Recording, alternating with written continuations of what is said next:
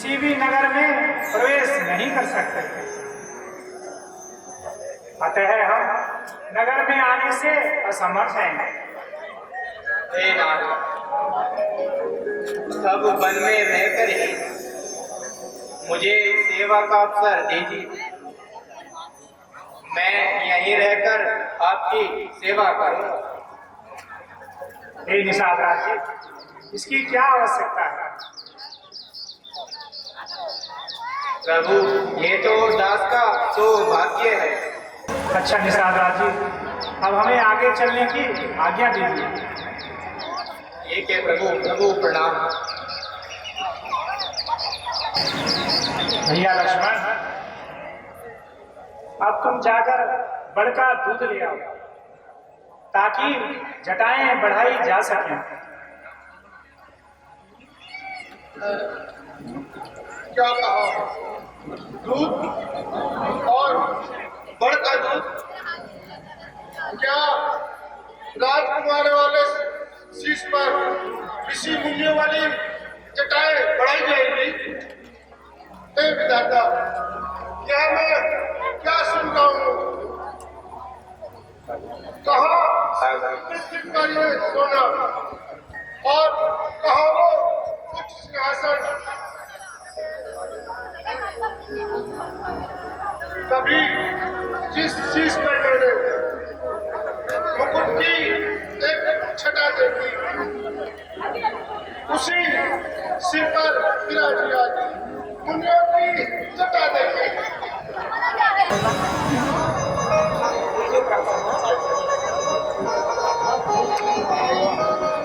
बस हो चुकी है महाराज। माता कैकेयी की इच्छा अब पूरी हो चुकी। हे भगवान, इस प्रकार यह वन का श्रृंगार मुझसे नहीं देखा जाता। प्रभु चलिए, अयोध्या वापस चलिए, रथ तैयार है। आपके चलने से समस्त प्रजा में जीवन आ जाएगा प्रभु, और प्रजा अपने हाथों से अपने राजा को ताज पहनाएगी। हे मंत्री जी, वह तो ठीक है, परंतु मैं विवश हूँ, क्योंकि क्षत्रिय, सिंह और योद्धा कभी भी पीछे पलटना नहीं जानते। सुनिए प्रभु, आपके वन गमन के समय महाराज ने जो कुछ मुझसे कहा, उसको सुनने के पश्चात ही आप अपना निर्णय दीजिए।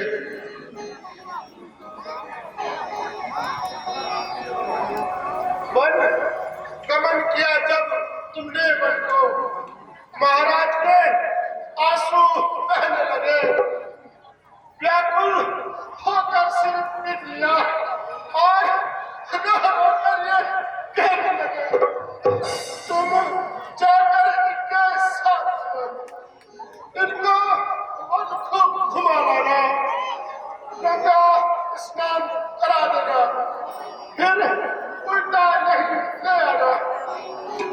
अब आप लड़कर रुकिए, इतनी करना है याद करो, बस साथ चलो शीघ्र मेरे, मत नगरी नाच अनाज करो। रंगपुर दीपक बुझ जाएगा, जीना दुश्वार तब हो, माताएं अति हो रो रोकर, जनता बर्बाद सदा करो। मंत्री मंत्री बूढ़े मंत्री, यदि आप हमें खुश चाहते हैं, यदि आप हमें खुश चाहते हैं, तो उस चाहत के नाते से हम आपसे इतना मांगते हैं।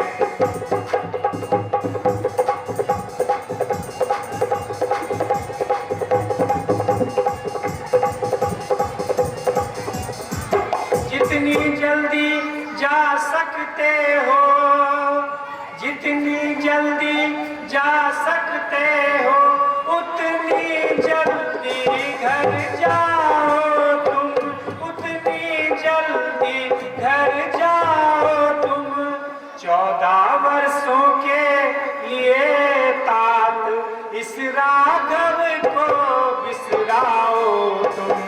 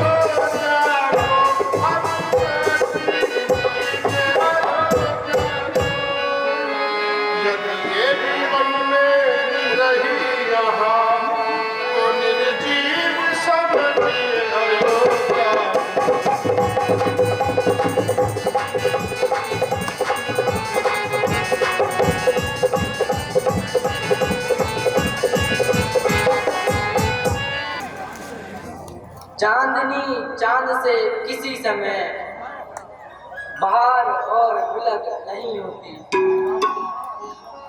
माना माना सुख मुझे अयोध्या में है, फिर भी मैं वहाँ नहीं जा सकती। हंसनी मान सरोवर को धनुस्थल में शांति नहीं पा सकती।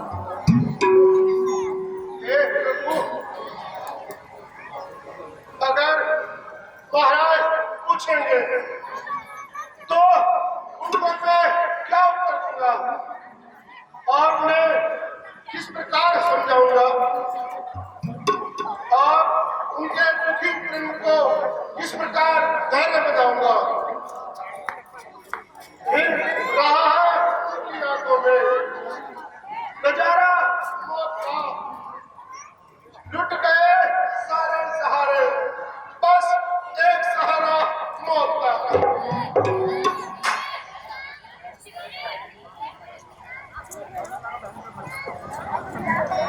जी कहते हैं ना कैकेयी माता से अब घी के चिराग जलाए गए, हम काटे थे सो निकल गए, अब निष्कंठक लाज जलाए गए।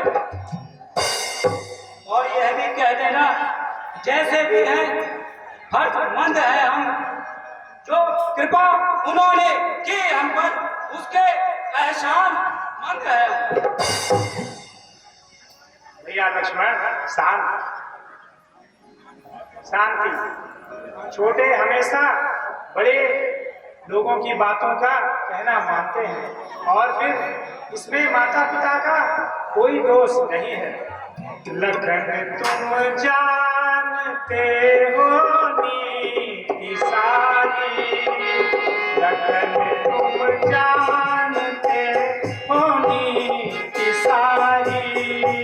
लिखा था भाग्य में विदना हमारी, लिखा था भाग्य में विदना हमारी। पिता माता का क्या फिर दोष भाई, पिता माता का क्या फिर दोष भाई। तुम्ही सोचो जरा नीति विचारी।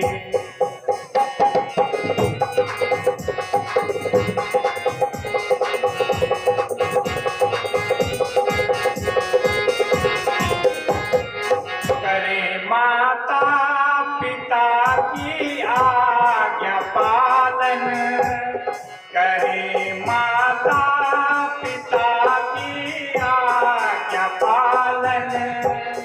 ये उत्तम नीति श्रुति में विचारी, लिखा था भाग्य में इतना हमारी।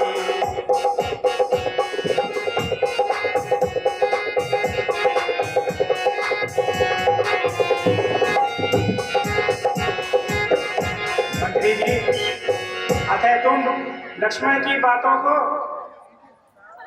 वहां जाकर बिल्कुल भी ना कहना, और इन बातों को अयोध्या जाके ना कहना। हम सकुशल लौटकर 14 वर्षों बाद वापस आएंगे, और इन 14 वर्षों में भी हम कभी न भूलेंगे उनको, अपने मन के मंदिर में श्रद्धा से पूजेंगे उनको। धिक्कार है, अरे सुमंत, धिक्कार है। कान सुन रहे हैं, बुद्धि सोच रही है, परंतु कोई भी उपाय नहीं सूझता। क्या करूं और क्या ना करूं? हे विधाता, ऐसे विकट समय में अब मैं क्या करूं? दिल तड़पता है और चलने लगी है छाती मेरी। हाय, इस घटना से पहले और जाती मौत।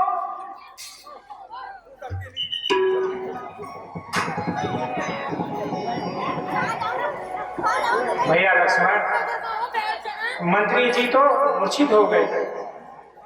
अब हमें यहाँ से शीघ्र चलना चाहिए, अन्यथा इन्हें और भी ज्यादा दुख होगा।